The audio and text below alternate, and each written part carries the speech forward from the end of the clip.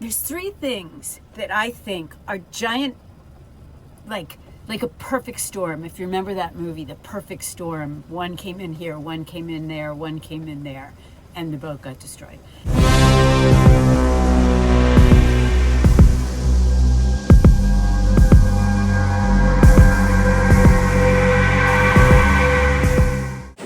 I am going to make Instapot split pea soup.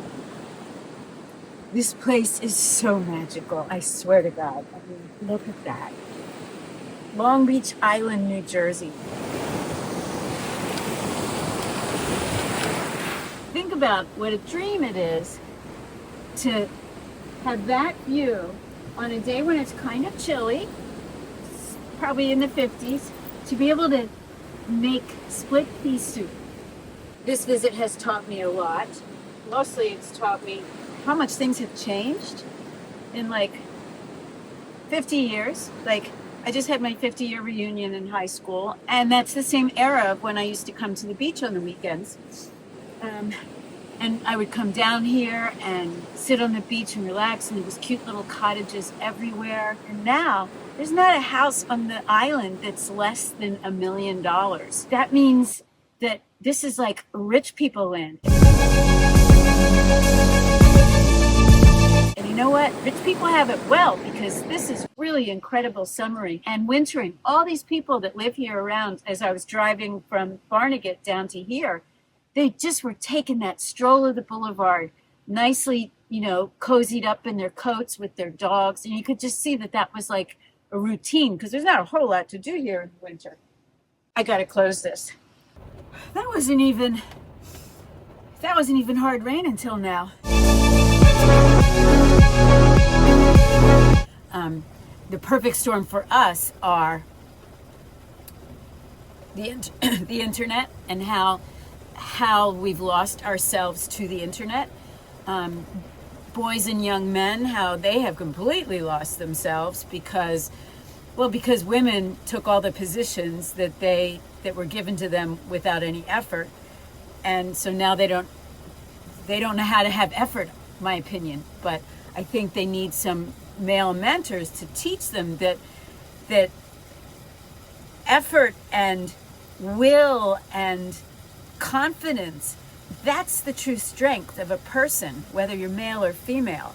I redid this van. I carried 4 by 8 foot, 3/4 inch plywood from the van to the garage. That stuff weighs a ton and it's big. But I found a way to do it, slowly stepping, wearing gloves. So it just, like, women have been nurtured and mentored for decades, because it started with the suffragette. We got the vote, then women's lib came. We got jobs and education and everything. And now, like, there's a poll that was taken among young men and young women, same age. The men were asked where they saw themselves in 5 years, and they all saw themselves with a family. That was like their thing. The women saw themselves in 5 years, and they had a career.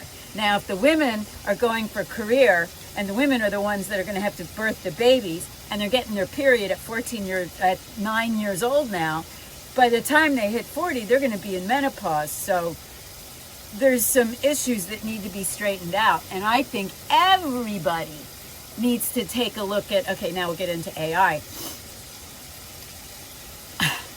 I used AI for the first time, besides like Googling something and have AI giving an answer real quickly. That's always been sort of, I never thought of it as AI, I thought of it as a Google search.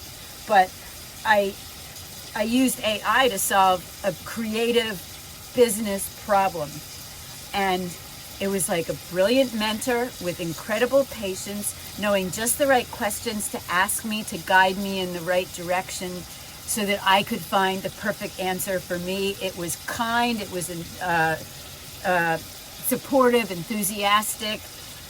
It said it was the best idea ever. I was going to start a movement. I mean, it just went off. Now, it also went off offering enthusiasm, encouragement, and praise to the young kid that committed suicide with the help of AI.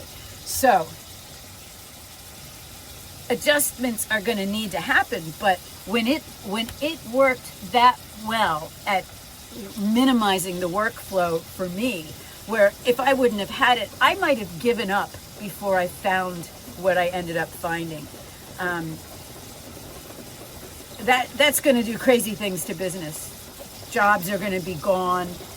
Like all those kids with $100,000 school bills, like, what do you call it? Education loans. I forget the right term. They're not going to be able to get a job in the field they just spent all that money to learn, because that job goes to AI now. So they're stuck with a bill. I need to cut this. I'm going to cut it while I talk. A potato will add starch. The rich are already getting richer and the poor poorer. When you suddenly have the rich making a fortune because they own the company, and the poor, what are they going to get? Like that monthly payment for free, like they tax the AI robots and whatnot. I don't know. But my thing is, now is the time to prepare for what's coming next. And for me, like, I'm an artist. When you're an artist, you just have an ear to the ground. You listen, you watch, you look, and you act like this AI stuff is doing.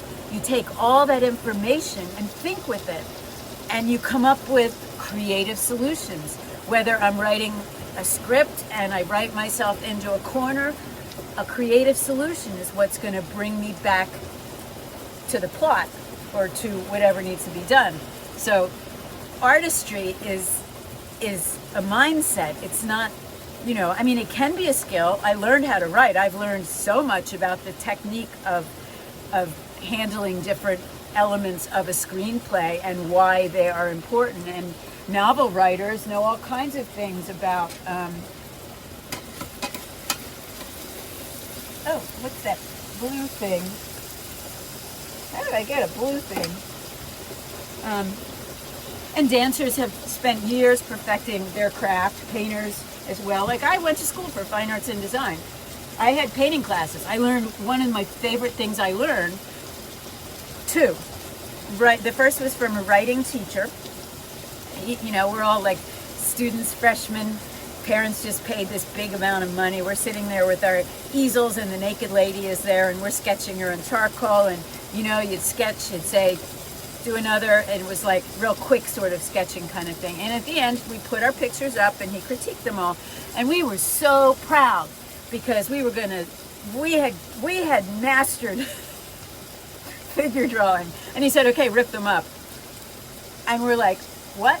And he said, you can't get precious about your work.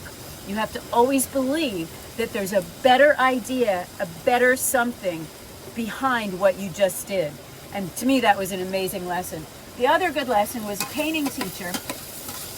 And he was like this New York guy, and we were all girls because it was fashion design. So it was like, I'm sure he was just like, ugh.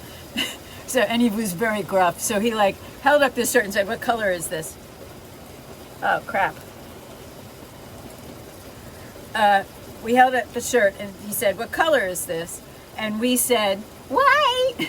So he took us, it was in an old Abbott's Milk building, which was like, sort of, and the painting studio was maybe semi fixed up, but really not. It was all bricks and rattiness, and it was really a cool space.